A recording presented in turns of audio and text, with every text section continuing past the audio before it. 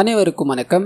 இன்னைக்கு நம்ம தெலுங்குல ரீசெண்டா ரிலீஸ் ஆயிருக்கக்கூடிய நேனேனா அப்படின்ற ஒரு ஹாரர் படத்தை பத்தி தான் பார்க்க போறோம். இது பார்த்தீங்கன்னா தமிழ்ல சூர்பனகை அப்படின்ற மாதிரி ட்ரெய்லர் மட்டும்தான் ரிலீஸ் ஆச்சு, படம் ரிலீஸ் ஆகல. ஆனா தெலுங்குல இந்த படம் ரிலீஸ் ஆகி இப்போ ஓடிடிலயும் அவைலபிளா இருக்கு. பார்க்கணும்னு நினைக்கிறவங்க முழு படத்தை பார்க்கலாம். கதை தெரிஞ்சா போதும் அப்படின்னு நினைக்கிறவங்க தாராளமா இந்த கதையை கண்டினியூ பண்ணலாம். இந்த படத்தோட ஸ்டார்டிங் செல்லே காடு மாதிரி இருக்க ஒரு இடத்த காமிக்கிறாங்க. ஒரு வெள்ளக்காரர் பார்த்தீங்கன்னா ட்ரெக்கிங் போகணும் அப்படின்னு மாதிரி வண்டியை வேகமா எடுத்துட்டு போக ஆள் நடமாட்டமே இல்லாத ஒரு இடத்துல நின்று போயிடுது. இவரும் அக்கம் பக்கத்துல ஃபுல்லா சர்ச் பண்ணி பாக்குறாரு, ஒன்னும் இல்ல. மேற்கொண்டு போக்கிட்டே இருக்கும்போது அங்க ஏதோ ஒரு அமானுஷமான விஷயம் வந்து இவரை பயங்கரமா துன்பப்படுத்துது, காயமும் படுத்துது. ஆனா அதுக்குள்ளவே பாத்தீங்கன்னா பக்கத்துல ஒரு பெரிய புதக்குழி மாதிரி இருக்கும். அதுக்குள்ள இவரை கொண்டு போக என்னை யாராவது காப்பாத்துங்க அப்படிங்கிற மாதிரி கத்திக்கிட்டு அந்த இடத்துல இறந்து போறாரு. கட் பண்ணி தொல்பொருள் ஆராய்ச்சியில ஈடுபட்டுக்கிட்டு இருக்க ஹீரோயினான திவ்யா அப்படின்றவங்கள காமிக்கிறாங்க. தன்னோட வேலையை பார்த்துக்கிட்டே இருக்கும்போது சீனியர் ஆபீசர் கூப்பிடுறாரு. ஒரு குறிப்பிட்ட இடத்த சொல்லி அந்த இடத்துல போலீஸ்க்கு நம்மளோட உதவி தேவைப்படுது, வழக்கமா உதவுற டீம் அவைலபிள் இல்லாததால நம்ம போய் ஆகணும், எனக்கு யாரை சஜஸ்ட் பண்றதுன்னு தெரியலமா, அதனாலதான் உன்னோட பேரை ரெக்கமெண்ட் பண்ணேன்னு சொல்ல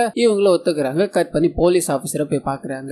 எதுக்காக இவங்களை கூப்பிட்டு இருப்பாங்க அப்படின்னா ஸ்டார்டிங் சீன்ல ஒரு ஃபாரினர் புதக்குழியில வந்து இறந்து போனார் இல்லையா, அந்த இடத்த போலீஸ் போய் செக் பண்ணிருப்பாங்க. நிறைய ரத்த கரைகளும் அந்த ஃபாரினரோட டெட் பாடி எங்க போச்சு அப்படின்ற மாதிரி தெரியாம இருக்கும். ஃபுல்லா அனலைஸ் பண்ணி பார்த்ததுல அந்த நபர் புதக்குழியில தான் இருக்கணும், அதுக்குதான் வாய்ப்புகள் அதிகம் அப்படின்ற மாதிரி முடிவுக்கு வந்திருப்பாங்க. ஆனா இப்போ அதை தோணும் அப்படின்னா சில ப்ரொசீஜர்லாம் இருக்கு. அந்த இடம் எந்த மாதிரி இருக்கு, என்னென்ன விஷயங்கள் அதை சுத்தி இருக்கு அப்படின்ற மாதிரி தெரிஞ்சுக்கணும் இல்லையா. அதுக்கு இவங்களுக்கு இந்த தொல்பொருள் ஆராய்ச்சியாளரோட உதவி தேவைப்பட்டிருக்கும். அதுக்காக தான் நீங்க வந்திருக்கீங்க, அங்க போய் செக் பண்ணி இது எல்லாத்தையும் சொல்ல முடியுமான்னு கேட்க இவங்க ஒத்துக்கிறாங்க. ஆனா அப்படியே கட் பண்ணி அந்த ஏரியால ஃபாரஸ்ட் ஆபீசரா இருக்க ராஜு அப்படின்றவரை காமிக்கிறாங்க. ஏரியா மக்கள் எல்லார்கிட்டயும் பாத்தீங்கன்னா ஃபாரஸ்ட் குள்ள போகணும் அப்படின்னா எனக்கு நீங்க லஞ்சம் கொடுத்தாகணும், அந்த லஞ்சம் பழமா இருக்கலாம், தேனா இருக்கலாம் அப்படின்ற மாதிரி எல்லாத்தையும் புடுங்கி அந்த ஏரியா மக்களை படாத பாடு பார்த்துக்கிட்டு இருப்பாரு. ஹீரோயின் போன உடனே பயங்கரமா புடிச்சு போகுது. வாழ்ந்தா இவங்க கூட தான் வாழணும் அப்படின்றதுக்காக உங்களுக்கு என்ன உதவி வேணா கேளுங்க, நான் செய்ய தயாரா இருக்கேன் அப்படின்னு மாதிரி பின்னாடி டான்ஸ் ஆடிக்கிட்டு அவங்க முன்னாடி போகும்போது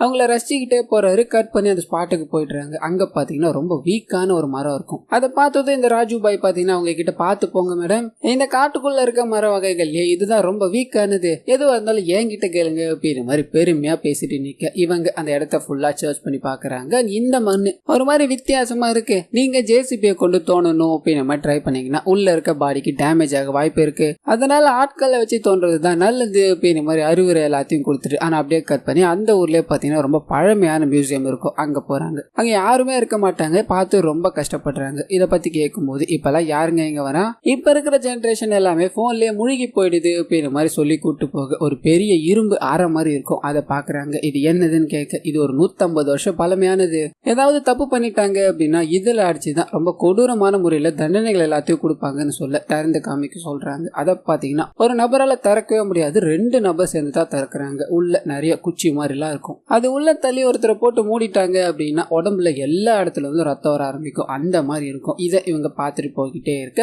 ஏதோ ஒரு மாதிரி ஃபீல் ஆகுது. கட் பண்ண அந்த இடத்த தோண்டணும் அப்படின்னு மாதிரி சொல்லியிருந்தாங்க இல்லையா, ஆளுங்க எல்லாம் வர ஆரம்பிக்கிறாங்க. அந்த புதக்குழி ரொம்ப காஞ்சு போன மாதிரி தான் இருக்கும். இதனால ஆளுக்கு ஒரு சைடு தோண்ட ஆரம்பிக்கிறாங்க. அப்படி தோண்டிக்கிட்டே இருக்கும்போது ஒரு எலும்பு கூடோட தலையை பார்த்தீங்கன்னா கண்டுபிடிக்கிறாங்க. அங்க இருக்க எல்லாருக்கும் ஆச்சரியம். அந்த ஃபாரினர் காணாம போய் 4 நாள் தான் ஆகுது, அதுக்குள்ள இந்த நிலைமையில இருக்கு அப்படின்ற மாதிரி ஹீரோயினை கூப்பிட்டு அவங்க தன்னோட எக்யூப்மெண்ட் எல்லாத்தையும் வச்சு கொஞ்சம் கொஞ்சமா செக் பண்ணி பார்க்க ஒரு முழு மனுஷனோட எலும்பு கூடு தான் அது. அண்ட் கூட வந்து அந்த ராஜு பாய்க்கும் அவர் காணாம போய் 4 நாள் தான் ஆச்சு, அதுக்குள்ள எப்படி இந்த எலும்பு கூட மாறினார்னு கேட்க மேபி இந்த மண்ணோட காரணமா இருக்கலாம், எதுவா இருந்தாலும் ரிப்போர்ட் வந்தாதான் தெரியும் அப்படின்ற மாதிரி அந்த எலும்பு கூட எடுத்துட்டு போய் ஆபீஸ்ல கொடுக்குறாங்க. அவங்களுக்கும் ஆச்சரியம். 4 நாள்ல அந்த ஃபாரினரோட டெட் பாடி எப்படி இப்படி ஆச்சு, நம்ம இதை ரிசர்ச் பண்ண மட்டும் தான் தெரியும் அப்படின்ற மாதிரி நிறைய கெமிக்கல்ஸ் எல்லாத்தையும் ஊத்தி செக் பண்ணி பாக்குறாங்க. அண்ட் அப்படி செக் பண்ணும்போது ஒரு 100 வருஷத்துக்கு மேல பழமையான எலும்பு கூடுதா இது அப்படின்ற மாதிரி கன்ஃபார்ம் பண்றாங்க. சோ இது அந்த ஃபாரினர்து இல்ல, அப்ப இந்த எலும்பு கூடி யார்தான் இருக்கோ அப்படின்ற மாதிரி நிறைய ஸ்கேன் எல்லாத்தையும் பண்றாங்க. எலும்பு கூட ஃபுல்லா ஸ்கேன் பண்ணி அதுக்கு சில கிராபிக்ஸ் எல்லாத்தையும் அட்டாச் பண்ணி இதோட முகம் எப்படி இருக்குன்னு செக் பண்ண முடியுமான்னு அங்க இருக்க ஒரு ஆபீசர் கேட்க பக்கத்துல இருக்க லேடியும் அக்யூரேட்டா வருமானு தெரியல, நான் ட்ரை பண்ணி பாக்குறேன்ற மாதிரி ஆரம்பிக்கிறாங்க. முகம் கொஞ்சம் கொஞ்சமா வர ஆரம்பிக்குது. அப்படியே இந்த சீன் கட் ஆகி நம்ம ஃபாரஸ்ட் ஆபீசர் ராஜு பாய் இருக்கா இல்லையா, அவர் டிஎஸ்பியை பார்க்கணும் அப்படின்ற மாதிரி வண்டியில வந்துகிட்டே இருக்கும்போது அவரோட வீட்டுல ஒரு பொண்ணு நடந்து போய்கிட்டு இருக்கத பாக்குறாரு. பின்னாடி தான் பாப்பாரு. யாருக்கும் தெரியாம இந்த வேலையை பாக்குறாரா அப்படின்ற மாதிரி உள்ள போக அந்த டிஎஸ்பி பாத்தீங்கன்னா எதுவுமே தெரியாத மாதிரி நின்றுகிட்டு இருக்காரு. நடிக்காதீங்க சார், நீங்க என்ன பண்ணிட்டு இருக்கீங்க, எனக்கு தெரியும் அப்படின்ற மாதிரி பேச்சு கொடுக்க கரண்ட் கட் ஆகுது. அவ்வளவுதான் இல்ல வேணும்னே கரண்ட் கட் பண்ணி என்ன வெளியே அனுப்பிட்டு நீங்க சந்தோஷமா இருக்கதான பிளான் போடுறீங்கன்னு திரும்ப உள்ள வந்து அந்த பொண்ணோட முகத்தை பாத்தீங்கன்னா நமக்கு காமிக்கிறாங்க. திவ்யாவோட முகம் தான் அது. பழைய காலத்து துணி எல்லாத்தையும் போட்டுக்கிட்டு இவங்களே பார்த்து முறைச்சிக்கிட்டே இருக்க இங்க என்ன திவ்யா பண்ற அப்படின்ற மாதிரி ராஜு பாய் வாயை திறக்கலான்னு போக பலாருன்னு ஒரு அரை. பக்கத்துல இருக்க டிஎஸ்பி இங்க என்னமா பண்ணிக்கிட்டு இருக்கேன்னு கேட்க அவருக்கும் அடி. ரெண்டு பேரையும் போட்டு மாத்தி மாத்தி எடுக்க இவங்க பயந்து போயிடுறாங்க. அடிச்சு முடிச்சதும் பக்கத்துல இருக்க ஒரு சேர்ல போய் உட்கார திடீர்னு இவங்களோட உருவம் காணாம போயிடுது. பயந்து போன இவங்களும் அங்கிருந்து ஓடலான்னு ட்ரை பண்ண மறுபடியும் முன்னாடி வந்து நிக்கிறாங்க. இவ ஏதோ ஒரு அமானுஷம் போல நம்மள எதுக்காக அடிச்சு துரத்திக்கிட்டு இருக்கா அப்படின்ற மாதிரி அங்கிருந்து தப்பிச்சு ஓடலான்னு ட்ரை பண்ண. ஆனா அந்த உருவம் இவங்க முன்னாடி மறுபடியும் வந்து நிக்குது. நான் சொல்றத கேள், காலையில எங்க நீ என்ன எடுத்தியோ அந்த இடத்துக்கு இவனை கூட்டிட்டு வா அப்படின்ற மாதிரி சொல்ல ராஜுபாய் பயப்படுறாரு. சரிம்மா அப்படியே ஆகட்டும் அப்படின்ற மாதிரி வேண்டா வெறுப்பா அந்த இடத்துல இருந்து நைஸா போய்கிட்டே இருக்க போற வழியில போலீஸ் ஸ்டேஷன் இருக்கிறத கவனிக்கிறாங்க. உடனே உள்ள போய் நடந்த விஷயங்களை எல்லாத்தையும் சொல்லலாம்னு ட்ரை பண்ண. ஆனா அந்த திவ்யா பாத்தீங்கன்னா முன்னாடி வந்து நிக்கிறாங்க. நான் சொன்னதை செய் இல்லைன்னா நீங்க அழிஞ்சு போயிடுவீங்கன்னு மறைஞ்சு போக இவங்க என்ன படுறதுன்னு தெரியாம பயத்திலே அந்த இடத்துக்கு போறாங்க. அண்ட் இவங்களுக்கு முன்னாடி அந்த திவ்யா வந்து அங்க நிக்கிறாங்க. ஆனா அந்த எலும்பு கூட எடுத்தாங்க இல்லையா அந்த இடத்துக்கு போய்கிட்டே இருக்கும்போது பின்னாடி ராஜுபாய் அமைதியா இருப்பாரு. காலையில மட்டும் டான்ஸ் ஆன இப்ப ஆட மாட்டியான்னு கேட்க இவருக்கு ஒரு மாதிரி ஷேக் ஆகுது. அப்போ நான் தெரியாம டான்ஸ் ஆடணும்னு நினைச்சது நீ பாத்துட்டியா அப்படின்ற மாதிரி சொல்லி காலையில டான்ஸ் ஆடினார் இல்லையா அதே மூமெண்ட்டை போட்டுக்கிட்டே இருக்க இவங்க அந்த பக்கத்துல இருக்க டிஎஸ்பி போட்டு பயங்கரமா அடிக்க ஆரம்பிக்கிறாங்க. என்னையா பண்ண எதுக்கியா அவனை இப்படி போட்டு அடிச்சுக்கிட்டே இருக்கா அப்படின்ற மாதிரி பயத்துல பாத்துக்கிட்டு அதே நேரத்துல டான்ஸ் ஆடிக்கிட்டு இருக்காரு. இந்த விஷயத்த அந்த ஊர்ல இருக்க ஒரு குடிகாரன் பாத்தீங்கன்னா பாக்குறான். அண்ட் இவங்க அடிச்சுக்கிட்டே இருந்தாங்க இல்லையா பக்கத்துல ஒரு பெரிய ஈட்டி மாதிரி இருக்கும். அந்த ஈட்டி எடுத்து தப்பிச்சு ஓட ட்ரை பண்ணிக்கிட்டு இருக்க டிஎஸ்பி பாத்தீங்கன்னா ஒரே சொருகு அந்த இடத்துல துடிக்க துடிக்க இறந்து போறாரு பயத்துல. நம்ம ராஜுபாயும் அங்கிருந்து ஓடலான்னு ட்ரை பண்றாரு. குடிகாரன் மயங்கி விழுந்துட்டான். ராஜுபாய துரத்தி பிடிக்கிறாங்க. இந்த விஷயம் நமக்குள்ளே தான் இருக்கணும், வெளி உலகத்துக்கு தெரிஞ்சது அப்படின்னா அவனை துண்டு துண்டா வெட்டி போட்டுடுவேன் அப்படின்ற மாதிரி முறைச்சிக்கிட்டே நிக்கிறாங்க. பயந்து போன இவரும் இந்த விஷயம் என் உயிரே போனாலும் வெளியே போகாத மாதிரி சொல்லி அங்கிருந்து வண்டி எடுத்துட்டு ஓடியே போயிட்டாரு. கட் பண்ணி இதுக்கு அடுத்த நாள் டிஎஸ்பி இறந்து போயிட்டாரு அப்படின்ற விஷயம் எல்லாருக்கும் தெரியுது. அங்க இருக்க எல்லாத்தையும் செக் பண்ணி பாத்துக்கிட்டு இருக்காங்க. குடிகாரன் இருக்கான் இல்லையா மயக்கத்துல இருந்து எழுந்துக்கிறான். இன்னும் பாத்தீங்கன்னா போதை தெரிஞ்சிருக்காது. இதனால ராஜுபாய் பெரிய ஆளு அவரை பகச்சிக்காதீங்க அப்படின்ற மாதிரி ஏதோ உளறிட்டு இருக்கு. அங்க வந்து சீனியர் ஆபீசரும் அவன் என்னையா சொல்றான் இங்க இவ்வளவு ப்ரூட்டலா ஒரு கொலை நடந்திருக்கு உனக்கு தெரிய வேலையான்னு கேட்க இவருக்கு தெரிஞ்சாலும் சொல்ல முடியாத நிலைமை இல்லையா ஏதோ பேசி சமாளிச்சுக்கிட்டு இருக்க. அங்க இருக்க எல்லாத்தையுமே ஃபாரன்சிக் லேபுக்கு அனுப்பி வைக்கிறாங்க. கட் பண்ணா இங்க அந்த கிடைச்ச எலும்பு கூட யாருடையது அப்படின்ற மாதிரி பாத்துட்டு இருந்தாங்க இல்லையா அவங்களுக்கு ஒரு மிகப்பெரிய ட்விஸ்ட். ஹீரோயினை கூப்பிட்டு உட்கார வச்சு அது என்ன அப்படின்றத சொல்றாங்க. நேத்து இதுக்கு நாங்க ஃபேஸ் எல்லாம் கிரியேட் பண்ணி பார்த்தோம் அது எங்களுக்கே ரொம்ப ஷாக்கா இருந்தது அப்படின்ற மாதிரி அதை காமிக்கிறாங்க. வந்து இருக்கிறது பாத்தீங்கன்னா அச்சல் ஹீரோயின் பேஸ் மாதிரியா தான் இருக்கும். சோ அந்த எலும்பு கூட உன்னோடது தான் சொல்ல இவங்களால நம்பவே முடியல. எங்களால இருந்து அதை நம்ப முடியல. இதை மேட்ச் பண்ணி பாக்குறதுக்கு உன்னோட உடம்பையும் கிடைச்ச அந்த ஸ்கெலிட்டனோட உடம்பையும் மேட்ச் பண்ணலாமான்னு கேட்க இவங்களுக்கு இது ஆச்சரியமா இருந்தாலும் சரி பண்ணிதான் பாப்போமே அப்படின்ற மாதிரி ஒத்துக்கிறாங்க. கட் பண்ணா இறந்து போன டிஎஸ்பியோட ஃபேமிலி அப்படின்ற மாதிரி ஒரு 3 பேர் வராங்க. 2 தம்பி ஒரு தங்கச்சி இருப்பாங்க. 3 பேரும் கதறி அழுகுறாங்க. யார் எங்க அண்ணனை கொலை பண்ணது அப்படின்ற மாதிரி பேசிக்கிட்டே இருக்கு. ஃபாரன்சிக் ஆபீஸ்ல இருந்து இவங்களுக்கு ஒரு ரிப்போர்ட் வந்து சேருது. குத்தப்பட்ட ஈட்டி இருக்கு இல்லையா அது பாத்தீங்கன்னா ஒரு பெண்ணோட கைரேகை பதிஞ்சிருக்கு.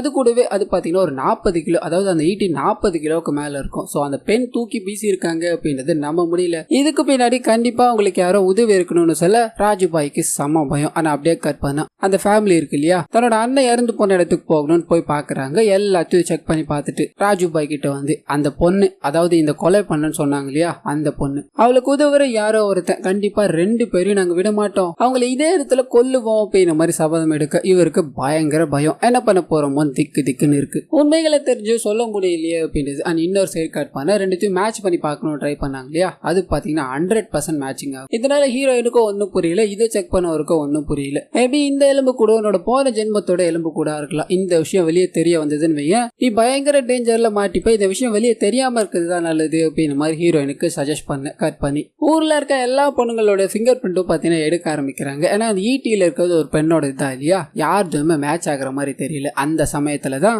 ராஜுபாய பாக்கணும் அப்படின்னு மாதிரி ஹீரோயின் பாத்தீங்கன்னா அவரோட இடத்துக்கே போறாங்க. ஏற்கனவே வந்ததுல பெரிய சம்பவம் பண்ணிட்டேன் இதுக்கு மேல உன்னை பார்க்க தயாரா இல்லாம அப்படின்னு மாதிரி அவங்க வர்றதை தெரிஞ்சவனே ஓடி போய் ஒளிஞ்சிக்க இவங்க ரொம்ப நேரம் வெயிட் பண்றாங்க. அந்த இடத்துல உட்காந்து சிப்ஸ் தண்ணி அப்படின்ற மாதிரி எல்லாத்தையும் குடிச்சு அவர் வருவாரு அப்படின்னு மாதிரி காத்துக்கிட்டே இருக்க.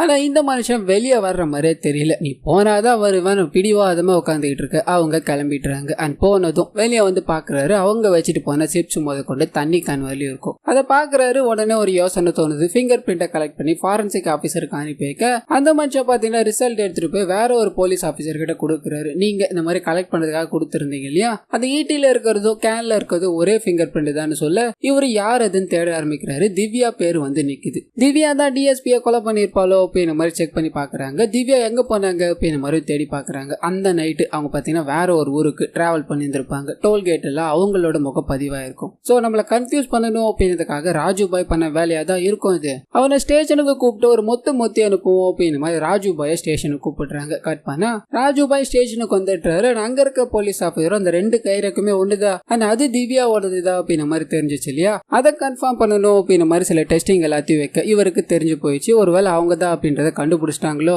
அது போய் நம்மள சும்மா விடாது, இதுக்கு ஒரே வழிதான் இருக்கு அப்படின்ற மாதிரி திவ்யாவை போன் போட்டு இங்க வர வைக்க அந்த சமயம்னு பார்த்து டிஎஸ்பியோட தம்பி இருக்கான் இல்லையா, அவ அங்க வரான். என் அண்ணனை கொலை பண்ணவங்களை கண்டுபிடிச்சிங்களா இல்லையா, என்ன பண்ணிக்கிட்டு இருக்கீங்க அப்படின்ற மாதிரி பேசிக்கிட்டே இருக்க திவ்யா உள்ள என்டர் ஆகுறாங்க. அவங்கள பார்த்ததும் ராஜுபாய் பாத்தீங்கன்னா இந்த விஷயம் இப்ப எக்ஸ்போஸ் ஆக வேணாம் அப்படின்றதுக்காக இல்ல சும்மா தான் கூப்பிட்டேன், ஒரு பிரச்சனையும் இல்ல அப்படின்ற மாதிரி அனுப்பி வைக்க அந்த டிஎஸ்பியோட தம்பி இருக்கான் இல்லையா, அவன் இவங்கள பாக்குறான். பார்த்த உடனே புடிச்சு போயிடுது. இதனால என் அண்ணனை கொண்டவனை கண்டுபிடிங்க, நான் உங்ககிட்ட அப்புறமா வந்து பேசிக்கிறேன். திவ்யாவை ஃபாலோ பண்ண ராஜுபாய் ஏதோ சம்பவம் நடக்க போகுது அப்படின்ற மாதிரி இவருக்கு தெரியாம ஃபாலோ பண்றாரு. கட் பண்ணி திவ்யா கிட்ட போய் சில விஷயங்கள் எல்லாத்தையும் பேசிக்கிட்டே இருக்கு. அவங்களை எங்கேயாவது வெளியே கூட்டு போகணும் அப்படின்ற மாதிரி சில பிளான் எல்லாத்தையும் போட்டு நான் மியூசியம் போறேன் அப்படின்ற மாதிரி வார்த்தையை விட இவங்க மியூசியம் போறதா தான் இருக்கும். ஒரு 10 நிமிஷம் வெயிட் பண்றீங்களா, நான் ட்ரெஸ் சேஞ்ச் பண்ணிட்டு வரேன் அப்படின்ற மாதிரி திவ்யா உள்ள போக திரும்பி பாத்தீங்கன்னா அந்த 90s ட்ரெஸ் இருக்கு இல்லையா, அதை போட்டுட்டு மறைச்சிக்கிட்டே வராங்க. ஒளிஞ்சு நின்று பார்த்துக்கிட்டு இருக்க ராஜுபாய்க்கு தெரிஞ்சு போச்சு இந்த பையனோட கதை முடிஞ்சிருச்சு. ஆனா இந்த வாட்டி சும்மா விடக்கூடாது, அது வீடியோ எடுத்து நம்ம சேஃப் ஆகிக்கணும், இல்லைன்னா நம்மளே இந்த கேஸ்ல புடிச்சு போட்டுருவாங்கன்னு சொல்லி ஃபாலோ பண்ணிக்கிட்டே இருக்க. கட் பண்ணி மியூசியம்ல காமிக்கிறாங்க. அந்த நபரை போட்டு பயங்கரமா கொடுமைப்படுத்துவாங்க. இவர் இதுதான் சமயம் வீடியோ எடுக்கலான்னு உள்ள போக வீடியோல பாத்தீங்கன்னா அவங்க பதிவே ஆக மாட்டாங்க. பயத்துல நின்னுகிட்டே இருக்கு. அங்க கோவமா அவரை போட்டு அடிச்சுக்கிட்டு இருக்க திவ்யா பாத்தீங்கன்னா இந்த விஷயத்த பாத்துட்டாங்க. உடனே ஒரு டான்ஸ் ஆடுற மாதிரி ஒரு நடிப்பு உள்ள அந்த நபரை தூக்கி போட்டு மிதிச்சு அந்த தண்டனை கொடுக்குற இடம் இல்லையா, அதுக்குள்ள தூக்கி போட்டு இந்த நபரை துடிக்க துடிக்க கொடூரமா சாகடிச்சிடுறாங்க. ஆனா அவர் இறந்து போயிட்டாருன்னு தெரிஞ்ச உடனே இவங்களோட கண்கள்ல பயங்கரமான சந்தோஷம், கைகள் எல்லாத்தையும் தட்டி ரொம்ப சந்தோஷப்படுறாங்க. இவங்க தட்டது மட்டும் இல்லாம பக்கத்துல இருக்க ராஜுபாயும் தட்ட சொல்லி அது மூலமா பயங்கர சந்தோஷப்பட்டுக்கிறாங்க. இவருக்கு ஒன்னும் புரியல. கட் பண்ணா இந்த இடத்துக்கும் போலீஸ் வந்துடுறாங்க. ஃபுல்லா செக் பண்ணி பாக்குறாங்க. ஒரே ஒரு கைரேகை தான் பதிவாயிருக்கு. அண்ட் முதல்ல அந்த ஈட்டில இருந்தது இல்லையா, அதே கைரேகை தான் இதுன்னு சொல்ல ஏற்கனவே திவ்யா மேல லைட்டா சந்தேகம் இருக்கும். இதனால அவங்கள பிடிச்சி போலீஸ் ஆபீசர்ஸ் எல்லாம் விசாரிக்கிறாங்க. அதே சமயத்துல டிஎஸ்பியோட ஃபேமிலி இருக்கு இல்லையா, மிச்சம் இருக்க எல்லாரும் வந்து அவளை விடக்கூடாது, அவதான் எல்லாரையும் கொண்டுகிட்டு இருக்கா அப்படின்ற மாதிரி சண்டை எல்லாத்தையும் போட அங்க பாத்தீங்கன்னா ஒரு ஃபாரன்சிக் ஆபீசர் வராரு. ராஜுபாய் கூட்டு வந்து நடந்த விஷயங்களை எல்லாத்தையும் சொல்றாரு. அதாவது இவங்க இந்த மாதிரி இருக்காங்க, அண்ட் இவங்கள மாதிரியே ஒரு எலும்பு கூட கிடைச்சிருக்கு, அது ஒரு 150 வருஷம் பழமையானது அப்படின்ற விஷயத்த எல்லாத்தையும் சொல்லி இதுக்கு பின்னாடி ஒரு ஆவிதான் வேலையை பார்த்துக்கிட்டு இருக்குன்னு சொல்ல இவருக்கு பயங்கரமா திட்டி விடுது. இந்த காலத்துல இந்த மாதிரி நம்பிக்கிட்டு இருக்கீங்களே, இந்த கேஸ் ரொம்ப காம்ப்ளிகேட்டடா இருக்கு, இதை சரி பண்ண கொஞ்ச நாள் ஆகும், அது வரைக்கும் யாருமே எங்கேயுமே போக கூடாது அப்படின்னு மாதிரி அனுப்பி வைக்க கட் பண்ணி அன்னைக்கு நைட்டு ஹீரோயின் பாத்தீங்கன்னா தன்னோட அண்ணா கிட்ட நைட்டு நான் இங்கதான் இருக்கேன்னா எனக்கு ஏதாவது மாற்றங்கள் இருக்கா அப்படின்னு மாதிரி செக் பண்ணுனா என் மேல எனக்கே சந்தேகமா இருக்குன்னு சொல்லிட்டு போக அன்னைக்கு நைட்டு திவ்யா மாதிரியே இருக்க அதே உருவம் பாத்தீங்கன்னா புடவை எல்லாத்தையும் கட்டிட்டு பயங்கர கோவமா திவ்யாவோட அண்ணனை போட்டு அடிக்க ஆரம்பிக்குது. இவங்களுக்கு ஒண்ணுமே புரியல. இதனால வரையும் நான் தான் இதை பண்ணேன் அப்படின்னு மாதிரி சந்தேகமா இருந்தது. இப்பதான் கன்ஃபார்ம் ஆச்சு அப்படின்னு மாதிரி இவங்கள மாதிரியே இருக்க உருவத்தை பாக்குறாங்க. இந்த டிஎஸ்பி ஃபேமிலியை கொன்னேன் அப்படின்னா கூட அவங்களுக்கும் உனக்கு ஏதாவது பிரச்சனை இருக்கலாம், என்னோட அண்ணன் இதுல என்ன பண்ணா, எதுக்காக அவனை துன்புறுத்திக்கிட்டு இருக்க அப்படின்னு நம்மளாம் கேட்க இவங்க முதல்ல இவங்க கூட பேச தயாரா இல்ல. அவரை போட்டு பயங்கரமா அடிச்சுக்கிட்டே இருக்காங்க. ஒரு கட்டத்துல இவன் ஒன்னும் பண்ணலையா, இதுக்கு பின்னாடி என்னெல்லாம் இருக்கு தெரியுமா அப்படின்னு மாதிரி ஸ்ட்ரைட்டா இவங்களை அந்த மியூசியம் கூட்டு போறாங்க. என்னோட வாழ்க்கையில நடந்த சம்பவங்கள் என்னன்னு தெரியுமா அப்படின்னு மாதிரி பிளாஷ்பேக் ஒன்று ஓபன் பண்றாங்க. இவங்க பேர் பாத்தீங்கன்னா தமயந்தி அப்படின்றது தான். ஜமீன் குடும்பத்துல வாக்கப்பட்டு தன்னோட கணவர் கூட பாத்தீங்கன்னா சந்தோஷமா தான் வாழ்க்கையை வாழ்ந்துட்டு வருவாங்க. அண்ட் இவங்களோட மாமனார் பேர் பாத்தீங்கன்னா ராமலிங்கம் அப்படின்றது தான். இவர் தான் இந்த ஊரோட ஜமீனாவும் இப்ப இருக்கிற மாதிரி காமிச்சு இவரோட வீட்டுல பாத்தீங்கன்னா லிங்கம் அப்படின்ற ஒரு வேலைக்காரர் இருப்பாரு. அவருக்கு ஒரு 3 தம்பிகளும் ஒரு தங்கச்சியும் இருப்பாங்க. இவரோட தங்கச்சியை பார்த்தோன்னே ராமலிங்கத்துக்கு ரொம்ப பிடிச்சி போயிருது. அவங்களை கல்யாணம் பண்ணிக்கணும் அப்படின்னு மாதிரி முடிவு பண்ணி 3வது மனைவியா கல்யாணம் பண்ணிக்கிறாரு. என்னதான் இப்போ அவங்க ஜமீன் குடும்பத்துக்கு வந்திருந்தாலும் அவங்களுக்கு பாத்தீங்கன்னா அவ்வளவு உரிமைகள்லாம் கிடையாது. ஒரு அடிமை மரியாதை வாழ்ந்துகிட்டு இருக்காங்க அப்படின்ற எண்ணம் இவங்களோட ஃபேமிலிக்குள்ள போய்கிட்டே இருக்கு. இது எல்லாத்தையும் பொறுத்துக்கிட்டு வாழ்ந்துகிட்டு இருக்கும் இருக்கும்போதுதான் அந்த ஜமீன்தார் பாத்தீங்கன்னா ஒரு நாள் லிங்கத்தை கூப்பிட்டுறாரு. என்னோட பையனுக்கு பதவியை கொடுக்க வேண்டிய நேரம் வந்துருச்சு, அதுக்கு ஒரு போட்டியை நடத்தி ஆகணும், ரொம்ப நாள் ஆச்சு இல்லையா, அதுல உன்னோட தம்பிகளும் கலந்துக்கணும்னு சொல்ல இவர் முதல்ல வேணான்றாரு. நான் சொன்னா நீ கேட்டுதான் ஆகணும், உன்னோட தம்பிகளை அந்த போட்டியில கலந்துக்கணும்னு சொல்ல எல்லார் முன்னிலையிலும் அந்த போட்டி நடக்குது. ஆனா அப்படி நடந்துகிட்டே இருக்கும்போது அந்த தம்பிகள் எல்லாமே பாத்தீங்கன்னா அடி வாங்கி இவர்கிட்ட தோத்து போறாங்க. இதை பார்த்துக்கிட்டு இருந்த தமயந்தி பாத்தீங்கன்னா கை தட்டி சிரிச்சுக்கிட்டே இருக்காங்க. தன்னோட கணவருக்கு புத்துணர்வு கொடுக்கணும் அப்படின்றதுக்காக இந்த விஷயத்த பார்த்தாங்க இருக்க எல்லாருமே பயங்கர கடுப்பாயிடுறாங்க. நாங்க தோக்கிறத அவ கை கொட்டி சிரிச்சுக்கிட்டு இருக்கா, எங்களால தாங்கவே முடியல அப்படின்னு மாதிரி தன்னோட தங்கச்சி கிட்ட சொல்லி ஃபீல் பண்ண மொத்த பேரும் சேர்ந்து ஒரு பிளான போட்டுறாங்க. அவன் இருக்கிற வரைக்கும் நம்மளுக்கு எதுவுமே கிடைக்காது, ஜமீனுக்கு கல்யாணம் பண்ணிருந்தாலும் நீ இன்னும் அடிமை மாதிரி தானமா இருக்க, ஜமீனுக்கு கல்யாணம் பண்ணி வைக்க தெரிஞ்ச எனக்கு உன்னை ஜமீனாக்க தெரியாதா அப்படின்னு ஒரு மாஸ்டர் பிளான போட்டுறாங்க. யாருக்கும் தெரியாம தமயந்தியும் அவங்களோட கணவரையும் பாத்தீங்கன்னா ஒரு சிறை மாதிரி இருக்க இடத்துல புடிச்சிட்டு வந்து வச்சிடுறாங்க. இனிமேல் நீங்க இங்கதான் இருக்க போறீங்க, உங்களுக்கு என்ன வேணும்னாலும் அது நாங்க இஷ்டப்பட்டா மட்டும்தான் கிடைக்கும்னு சொல்லி முதல் வேலையா தமயந்தியோட கணவர் இருக்கா இல்லையா அவருக்கு சூடு எல்லாத்தையும் வச்சு கண்ணை குருடாக்கிட்டுறாங்க. நாட்கள் செல்ல ஆரம்பிக்குது, பயங்கரமா கொடுமைப்படுத்துறாங்க. ஆனா அது கூட பாத்தீங்கன்னா ஒரு வெள்ளக்காரரை கூட்டு வந்து உன்னோட ஆசைக்கு நீ எவ்வளவு வேணா அவள் எடுத்துக்கோ, எந்நேரமும் இவன் உனக்கு தாப்பிற மாதிரி தமயந்திய வெள்ளக்காரனுக்கும் பாத்தீங்கன்னா தாசி ஆக்கிட்டு இருப்பாங்க. இந்த நிலையிலால ரொம்ப கஷ்டப்பட்டுக்கிட்டே இருக்கும் போதுதான் வேலைக்காரர் ஒருத்தர் ஓடி வராரு.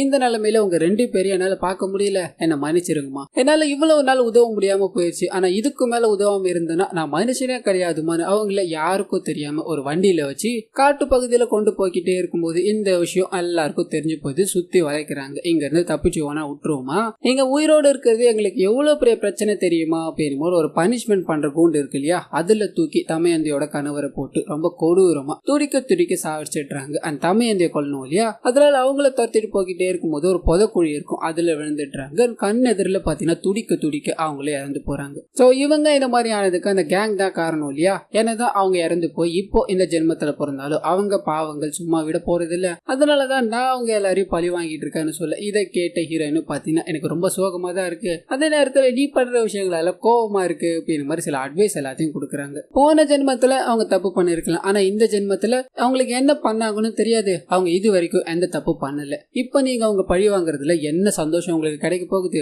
ஆனா அது மட்டும் இல்லாம நீங்க என்னையும் தான் இப்ப தண்டனைக்குள்ளாக்க போறீங்க, இது எல்லாமே உங்களுக்கு தேவையா, ஜென்ம ஜென்மமா இந்த பகை தொடர்ந்துகிட்டே தான் இருக்கணுமா அப்படின்னு நம்மளா சொல்ல இவங்க யோசிக்கிறாங்க. இவங்க இறந்து போனாங்க இல்லையா அந்த இடத்துக்கே கூட்டு போறாங்க. நீ அவ்வளவு விஷயங்கள் சொன்ன இல்லையா அது எல்லாத்தையுமே நான் ஒத்துக்கிறேன், என்னால உனக்கு கஷ்டம் வருது அப்படின்றதுனாலதான் நான் இந்த இடத்தை விட்டு போறேன், ஆனா உனக்கும் இதே மாதிரி இங்க சாகர நிலைமை வரலாம், ஆனா அன்னைக்கு காப்பாத்த நான் இருக்க மாட்டேன் அப்படின்னு மாதிரி அந்த புதக்குழி மாதிரி இருக்கும் இல்லையா அதுக்குள்ள போய் மறைஞ்சு போக இவங்க அப்படியே ஒரு மாதிரி நின்றுகிட்டே இருக்காங்க. கட் பண்ணி இந்த விஷயங்கள் எல்லாத்தையும் அந்த ஃபேமிலி கிட்ட ஷேர் பண்றாங்க. இதுக்கு மேல தமயந்தியால உங்களுக்கு எந்த பிரச்சனையும் வராது, நீங்க சந்தோஷமா உங்களோட வாழ்க்கையை வாழ்ந்துக்கலாம்னு சொல்ல இவங்களும் அங்க இருந்து கிளம்புறாங்க. அன்னைக்கு நைட்டு இதுல சம்பந்தப்பட்ட எல்லாருக்குமே பாத்தீங்கன்னா தமயந்தி வந்து கொலை பண்ற மாதிரியும் தமயந்தி இவங்களை பாத்துக்கிட்டே இருக்கும் மாதிரியும் கனவுகள் எல்லாம் வர ஆரம்பிக்குது. பயந்து போய் என்ன பண்றதுன்னு தெரியாம கும்பலா கூட்டுறாங்க. திவ்யா சொன்ன மாதிரி அவ நம்மளை விட்டு எல்லாம் போக கிடையாது, அவ திவ்யாவோட உடம்புலதான் இருக்கா, திவ்யாவோட உடம்பு இல்ல அப்படின்னா அவளும் இருக்க மாட்டா. இதுக்கு ஒரே ஒரு முடிவுதான் இருக்கு, திவ்யாவை கொன்னுதான் ஆகணும், வேற வழி இல்ல அப்படின்னு மாதிரி திவ்யாவோட அண்ணன் இருக்கா இல்லையா அவங்கிட்டயே சொல்ல அவன் ஒரு மாதிரி யோசிக்கிறான். அவருக்கும் பாத்தீங்கன்னா இதே பயம் தான் இருக்கும், தமயந்தி எப்ப கொல்லுவாளோ அப்படின்ற மாதிரி. இதனால யாருக்கும் தெரியாம திவ்யாவை கொலை பண்ணணும் அப்படின்னு மாதிரி போக இந்த விஷயம் திவ்யாவுக்கு தெரிய வருது. உடனே பயங்கரமா அழுவ ஆரம்பிக்கிறான். ஒவ்வொரு நாளும் தமயந்தி என்ன வந்து கொல்லுவாளோ அப்படின்ற மாதிரி எனக்குள்ள பயம் இருந்துகிட்டே இருக்கு, அந்த பயத்துல என்னால வாழ முடியல திவ்யா, அதனாலதான் உன்னை கொலை பண்ண இவ்வளவு வழிகளை பண்ணு அப்படின்ற மாதிரி பயங்கரமா பேச கட் பண்ணி மொத்த பேரையும் கூப்பிடுறாங்க.